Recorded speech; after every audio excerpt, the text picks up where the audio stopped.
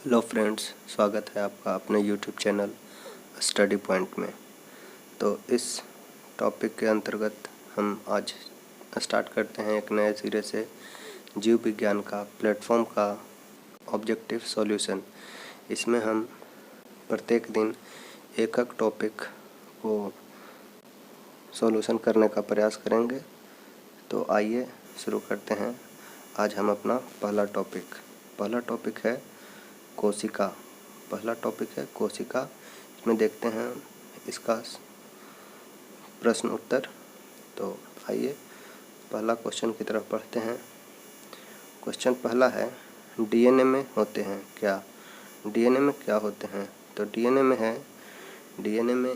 जो है, डीएनए और आरएनए जो होते हैं, डीएनए और आरएनए जो होते हैं वो बने होते हैं न्यूक्लियोटाइड्स के। डीएनए और आरएनए न्यूक्लियोटाइड्स के बने होते हैं। और ये न्यूक्लियोटाइड्स क्या है? तो ये न्यूक्लियोटाइड्स जो है, डीएनए और आरएनए जो है न्यूक्लियोटाइड्स के बने होते हैं। ये न्यूक्लियोटाइड्स जो होते हैं sugar plus base plus phosphoric acid होते हैं। Sugar plus base plus phosphoric acid होते हैं। ये शुगर प्लस बेस को ही न्यूक्लियोसाइड बोला जाता है। शुगर प्लस बेस को न्यूक्लियोसाइड बोला जाता है। इसमें नाइट्रोजीनियस बेस के रूप में दो प्रकार के होते हैं। एक होते हैं पिरिमिडीन, एक होते हैं प्यूरिन और पिरिमिडीन। प्यूरिन के अंतर्गत एडोनिन और गुआनिन आते हैं, और वही पिरिमिडीन के स्थान पे साइटोसिन, थाइमिन और यूरासिल आते हैं। तो डीएनए जो है वो न्यूक्लियोटाइड्स के बने होते हैं।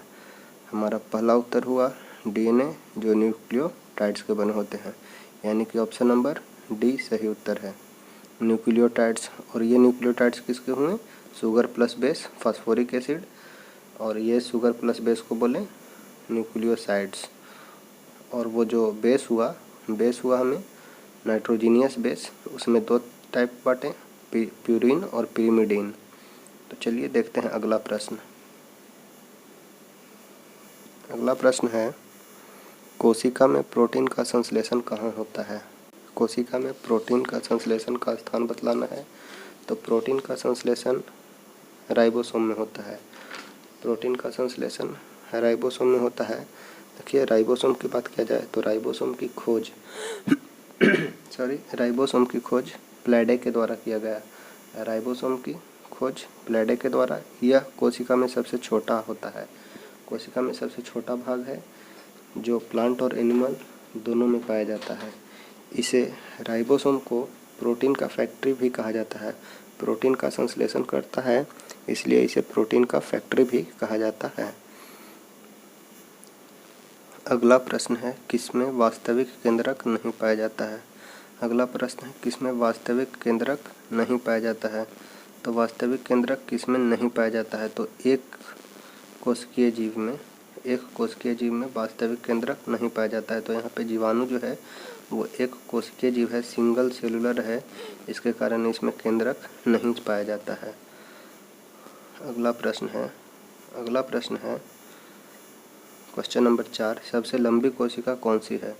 तो सबसे लंबी कोशिका तंत्रिका कोशिका जो होती है, सबसे लंबी कोशिका होती है। अगला प्रश्न है, राइबोसोम किसके बने होते हैं? अभी पहला प्रश्न में देखें, राइबोसोम न्यूक्लियोटाइड्स के, ये राइबोसोम जो है वो आरएनए और प्रोटीन का बने होते हैं। राइबोसोम आरएनए और प्रोटीन के बने होते हैं। अगला प्रश्न है, कोशिका शब्द किसने दिया? तो कोशिका शब्द रॉबर्ट हुक के द्वारा दिया गया। कोशिका की खोज लीवेनहॉक के द्वारा। एंटोनी वॉन लीवेनहॉक ने 1676 में लिविंग सेल्स की खोज की लीवेनहॉक। और ये रॉबर्ट हुक 1665 में डेड सेल की खोज रॉबर्ट हुक ने, और लीवेनहॉक ने लिविंग सेल्स की खोज की 1676 में। साथ ही साथ लीवेनहॉक ने बैक्टीरिया की खोज की और आरबीसी की खोज की और स्पर्म सेल की खोज की। स्पर्म सेल की खोज कौन की? तो ल्यूवेनहॉक। आरबीसी की खोज की ल्यूवेनहॉक और बैक्टीरिया की खोज की ल्यूवेनहॉक और 1676 में साथ ही साथ इन्होंने जीवित कोशिका की भी खोज की। बैक्टीरिया और प्रोटोजोआ की भी खोज की ल्यूवेनहॉक ने। Bacteria, protozoa, RBC, sperm cell और लिविंग सेल्स की खोज ल्यूवेनहॉक के द्वारा की गई। ठीक है, और इनके द्वारा लिखित पुस्तक थी system nature. System nature Leeuwenhoek द्वारा लिखित पुस्तक है। अगला प्रश्न है क्वेश्चन नंबर 7, लाइसोसोम को आत्महत्या की थैली क्यों कहा जाता है? लाइसोसोम को आत्महत्या की थैली क्यों कहा जाता है? तो लाइसोसोम क्योंकि इनमें जल अपघटक एंजाइम होते हैं, इसलिए इसे लाइसोसोम को आत्महत्या की थैली कहा जाता है। अगला प्रश्न है कोशिका का पावर हाउस। कोशिका का पावर हाउस किसे कहा जाता है? तो पावर हाउस माइटोकॉन्ड्रिया को power house of the cell कहा जाता है। माइटोकॉन्ड्रिया की power house of the cell mitochondria को कहा जाता है। देखते हैं माइटोकॉन्ड्रिया के बारे में। इसकी खोज एल्टमैन ने की। माइटोकॉन्ड्रिया की खोज एल्टमैन ने की और नाम दिया बेंडा के द्वारा इसका नामांकन किया गया। खोज की माइटोकॉन्ड्रिया की एल्टमैन, नाम दिया बेंडा के द्वारा। ये डबल मेम्ब्रेन होते हैं। माइटोकॉन्ड्रिया में सर्कुलर डीएनए पाया जाता है। अगला क्वेश्चन है यीस्ट क्या है? प्रोकैरियोटिक कोशिका है, यूकैरियोटिक कोशिका है या बहुकोशिकीय है? तो यीस्ट जो होता है वो यूकैरियोटिक कोशिका है। ऑप्शन नंबर बी सही उत्तर है। अगला प्रश्न है सभी कवक सदैव होते हैं स्वपोषी, विविधपोषी, परजीवी या मृतोपजीवी? तो कवक जो होते हैं वो मृतोपजीवी होती है, मृत वस्तुओं पे डिपेंड करती है। अगला प्रश्न है कवक में संचित भोजन किस रूप में होता है? तो कवक में संचित भोजन ग्लाइकोजन का या तेल में होता है। कवक में संचित भोजन ग्लाइकोजन या तेल के रूप में होता है। ऑप्शन नंबर डी सही उत्तर है। अगला प्रश्न है आरएनए की संरचना में डीएनए में उपस्थित थाइमिन के स्थान पर क्या होता है? आरएनए की संरचना में डीएनए में उपस्थित थाइमिन के स्थान पर क्या होता है? अभी देखें, डीएनए में होता है एडानिन, गुआनिन से कनेक्टेड होता है और एडानिन गुआनिन से कनेक्टेड होता है और एडानिन गुआनिन से और थाइमिन साइटोसिन से। यही आरएनए में होता है। डीएनए में थाइमिन के जगह पे यूरासिल आ जाता है, यानी कि ऑप्शन डी सही उत्तर है। अगला प्रश्न है कौन सा सबसे छोटा जीव है? तो सबसे छोटा जीव MPLO और PPLO, इसे ही कहा जाता है PPLO या MPLO माइकोप्लाज्मा। अगला प्रश्न है प्लाज्मा झिल्ली क्या है? तो प्लाज्मा झिल्ली प्रोटीन संश्लेषण में सहायता करता है या केवल जल कोशिका में प्रवेश और निकास को नियंत्रित करता है या कोशिका में जल खनिज लवण के प्रवेश को निकास को नियंत्रित करता है? तो ऑप्शन सी सही है। कोशिका में जल खनिज लवण के प्रवेश या निकास को नियंत्रित करता है प्लाज्मा झिल्ली। अगला प्रश्न है इलेक्ट्रॉन सूक्ष्मदर्शी की उच्चतम आवर्धन कितना होता है? इलेक्ट्रॉन सूक्ष्मदर्शी की तो 2000, 20 लाख, 2 लाख, 20,000। तो इसका सही उत्तर है 2 लाख गुना सही उत्तर है। अगला प्रश्न है 1 एंगस्ट्रम इक्वल टू कितना मीटर? तो -10 होता है, 10⁻⁻10 इक्वल टू 1 एंगस्ट्रम। अगला प्रश्न है एक कोशिका में सर्वाधिक पाए जाने वाला पदार्थ होता है प्रोटीन। सबसे ज़्यादा मात्रा में पाया जाता है प्रोटीन को बॉडी बिल्डिंग मटेरियल्स भी बोला जाता है। अगला प्रश्न है कोशिका सिद्धांत किसके द्वारा दिया गया? तो कोशिका सिद्धांत स्लाइडेन और स्वान के द्वारा। कोशिका सिद्धांत स्लाइडेन और स्वान के द्वारा। स्लाइडेन ने एनिमल सेल की खोज को पे दिया, स्वान ने प्लांट सेल पे। इन्होंने बोला एनिमल सेल में कोशिका भित्ति यानी सेल वाल एनिमल सेल में एब्सेंट होता है और इसमें सेल वाल प्रेजेंट होता है। स्लाइडेन और स्वान कोशिका सिद्धांत का प्रतिपादन किया।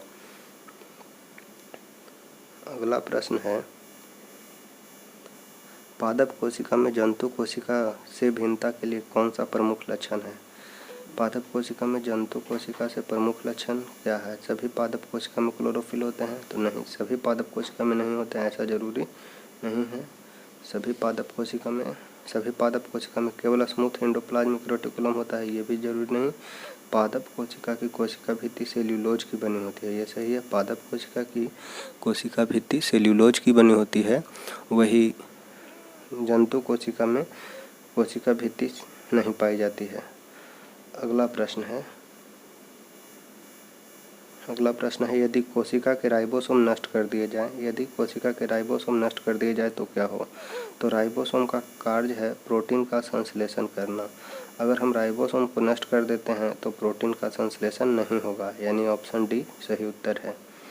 अगला प्रश्न है न्यूक्लिक अम्ल किसमें होते हैं? तो न्यूक्लिक अम्ल जो होते हैं वो केंद्रक और कोशिका द्रव के बीच न्यूक्लिक अम्ल होते हैं, केंद्रक और कोशिका द्रव, ऑप्शन सी। अगला प्रश्न है आरएनए का मुख्य कार्य क्या है? तो प्रोटीन संश्लेषण में सहायता करना आरएनए का मुख्य कार्य है, प्रोटीन संश्लेषण में सहायता करना। अगला प्रश्न है डीएनए का मूल मात्रक है nucleotides. Nucleotides, option number C. Nucleotides DNA का मूल मात्रक होता है। अगला प्रश्न है निम्नलिखित की कोशिका सूक्ष्मतम जीवित कोशिका है? सूक्ष्मतम जीवित कोशिका माइकोप्लाज्मा सूक्ष्मतम जीवित कोशिका होता है। अगला प्रश्न है प्याज को छीलने या काटने पर आँख में प्रभुत मात्रा में आंसू आने का क्या कारण है? यानी प्याज को छीलते समय आँख में आंसू क्यों आते हैं? तो इसमें सल्फोनिक एसिड पाया जाता है। प्याज में कोशिकाओं में विद्यमान गंधक के कारण हमें आंसू आने लगते हैं। अगला प्रश्न है कोशिका में भोजन या ग्लूकोज का ऑक्सीकरण कहाँ होता है? तो सही उत्तर है माइटोकॉन्ड्रिया में ग्लूकोज का ऑक्सीकरण होता है। अगला प्रश्न है कोशिका गतिविधि नियंत्रित की जाती है? कोशिका गतिविधि किसके द्वारा नियंत्रित की जाती है? तो brain of the cell nucleus को कहा जाता है। तो न्यूक्लियस हो जाएगा सही आंसर। अगला प्रश्न है वनस्पति कोशिका तथा प्राणी कोशिका का अंतर किसकी उपस्थिति से स्पष्ट होता है? वनस्पति कोशिका और प्राणी कोशिका में किसकी उपस्थिति से अंतर स्पष्ट कर सकते हैं? तो सही उत्तर है कोशिका भित्ति। वनस्पति कोशिका में, प्राणी कोशिका में कोशिका भित्ति नहीं पाई जाती है, एब्सेंट होती है, और वनस्पति कोशिका में कोशिका भित्ति प्रेजेंट होती है। अगला प्रश्न है निम्नलिखित में कौन सी संरचना प्रोकैरियोटिक कोशिका में नहीं पाई जाती है? ऑप्शन है राइबोसोम, कोशिका झिल्ली, कोशिका भित्ति, केंद्रक झिल्ली। तो इसका सही उत्तर है केंद्रक झिल्ली। प्रोकैरियोटिक कोशिका में नहीं पाई जाती है केंद्रक झिल्ली। अगला प्रश्न है माइटोकॉन्ड्रिया का मुख्य कार्य कोशिका में क्या है? माइटोकॉन्ड्रिया का मुख्य कार्य कोशिका में क्या है?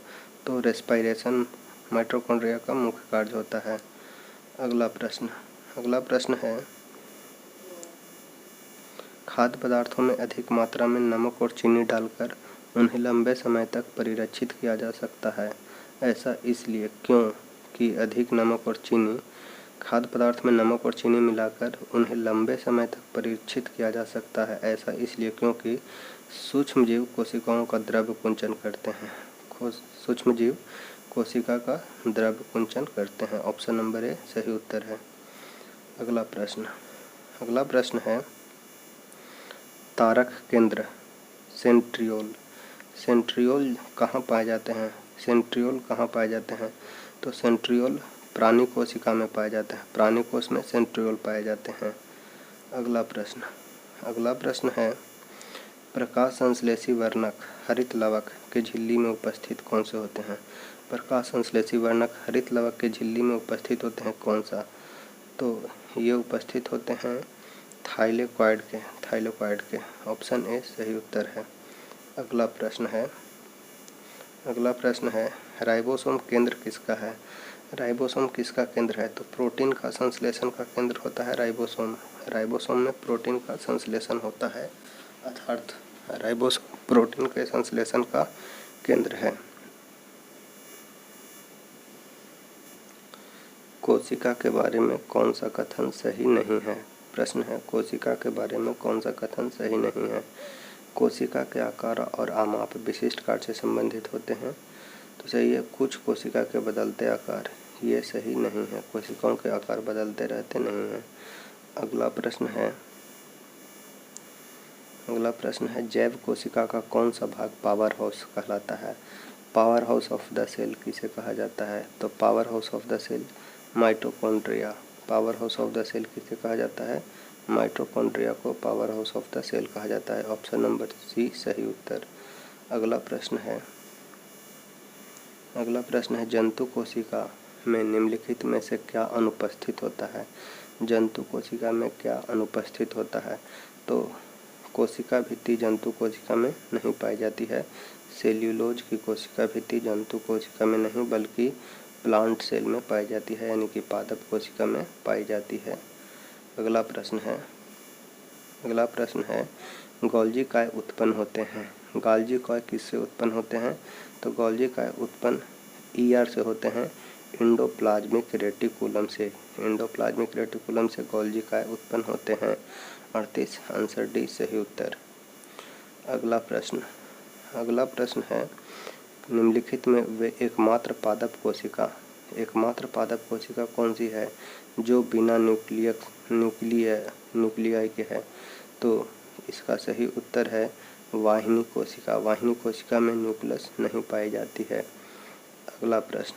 अगला प्रश्न है संरचना के कौन से युग्म प्रायः पादप और जंतु दोनों में पाए जाते हैं? पादप और जंतु दोनों में पाए जाने वाले युग्म है अंतःद्रवी जालिका और कोशिका कला। अंतःद्रवी जालिका और कोशिका कला पादप और जंतु दोनों में पाए जाते हैं। अगला प्रश्न है किस शैवाल का प्रयोग अंतरिक्ष अनुसंधान में किया जाता है? किस शैवाल का प्रयोग अंतरिक्ष अनुसंधान में किया जाता है? तो अंतरिक्ष अनुसंधान में क्लोरेला का प्रयोग अंतरिक्ष अनुसंधान में किया जाता है। अगला प्रश्न है पके हुए टमाटर का लाल रंग किसकी उपस्थिति के कारण होता है? टमाटर पका हुआ रंग इसका लाल होता है क्यों? तो इसकी उपस्थिति का कारण है कैरोटीनॉइड। ऑप्शन बी सही उत्तर। अगला प्रश्न है 1831 में एक कोशिका की केंद्र किसने खोज की? 1831 में कोशिका में केंद्रक की खोज किसके द्वारा किया गया? तो रॉबर्ट ब्राउन के द्वारा केंद्रक की खोज 1831 में की गई। अगला प्रश्न है सेल्यूलोज भित्ति किस सेल के सेल में पाई जाती है? सेल्यूलोज भित्ति किसके सेल में पाई जाती है? तो सेल्यूलोज भित्ति पौधे के सेल में पाई जाती है, यानी कि कोशिका भित्ति पौधों में पाई जाती है, यानी ऑप्शन नंबर डी सही उत्तर। अगला प्रश्न है डंबलाकार द्वार कोशिका किस में पाई जाती है? डंबलाकार द्वार कोशिका गेहूं में पाई जाती है। ऑप्शन नंबर सी सही उत्तर। अगला प्रश्न है कोशिका किसके कारण सफेद हो जाती है? कोशिका किसके कारण सफेद हो जाती है? सही उत्तर है अंतःप्रासरण। अंतःप्रासरण के कारण कोशिका सफेद हो जाती है। अगला प्रश्न है, अतिवर्धन का अर्थ क्या है? अतिवर्धन अतिवर्धन का मतलब है कोशिका की संख्या में असामान्य वृद्धि। कोशिका की संख्या में असामान्य वृद्धि को अतिवर्धन कहा जाता है। अगला प्रश्न है, सबसे छोटा जीव जो स्वयं विकास एवं प्रजनन करने में समर्थ है। सबसे छोटा जीव जो स्वयं विकास एवं प्रजनन करने में समर्थ है, उसका नाम माइकोप्लाज्मा, MPLO या PPLO इसे ही कहा जाता है। अगला प्रश्न, सेल्यूलर और मॉलिक्यूलर जीव विज्ञान केंद्र। सेल्यूलर और मॉलिक्यूलर जीव विज्ञान केंद्र है हैदराबाद में। हैदराबाद में सेल्यूलर और मॉलिक्यूलर जीव विज्ञान केंद्र स्थित है।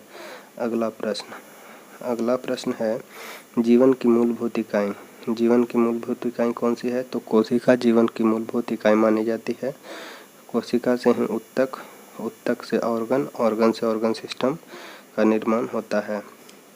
अगला प्रश्न है, मानव शरीर में मौजूद निम्नलिखित कोशिका में किसमें माइटोकॉन्ड्रिया नहीं पाया जाता है? माइटोकॉन्ड्रिया किसमें नहीं पाया जाता है? तो RBC में माइटोकॉन्ड्रिया नहीं पाया जाता है। अगला प्रश्न है, कंसंट्रेशन ग्रेडियंट के खिलाफ कोशिका के हलचल को क्या कहते हैं? कंसंट्रेशन ग्रेडियंट के खिलाफ कोशिका के हलचल को क्या कहा जाता है? तो उसे कहा जाता है सक्रिय परिवहन। सक्रिय परिवहन, ऑप्शन ए सही उत्तर। अगला प्रश्न है, सबसे बड़ी मानव कोशिका। सबसे बड़ी मानव कोशिका कौन सी है?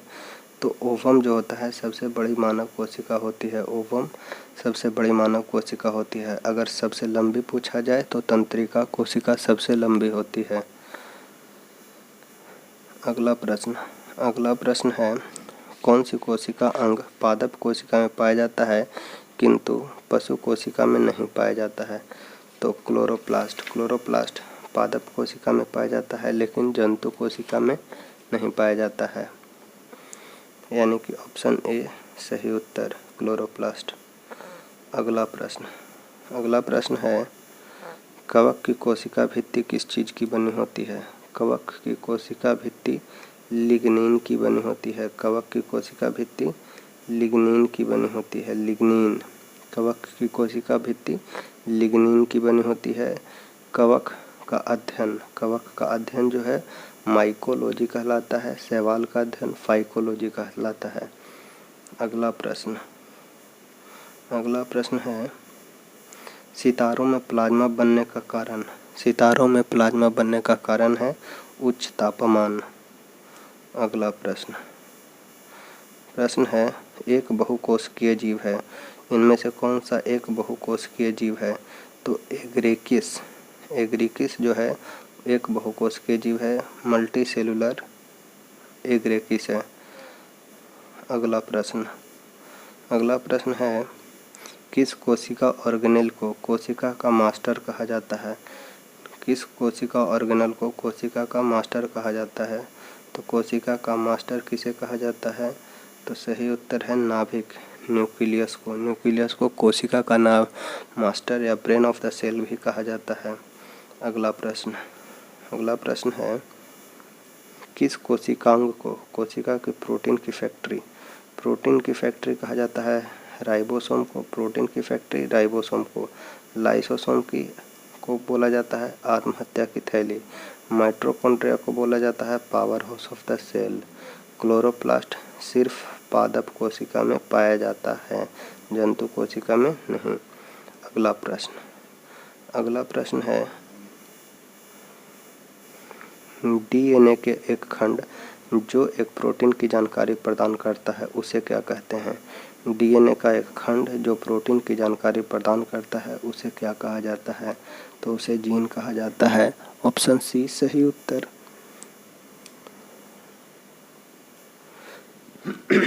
अगला प्रश्न है, मधुमक्खी के डंक का इलाज करने के लिए किसके घोल का प्रयोग किया जाता है? मधुमक्खी के डंक का इलाज करने के लिए किस घोल का? तो बेकिंग सोडा, डी सही उत्तर है। अगला प्रश्न है, कॉर्क सेल में मौजूद एक रसायन है जो उनमें गैस और पानी के प्रवेश को रोकता है, तो सुबेरिन। सुबेरिन सही उत्तर है। अगला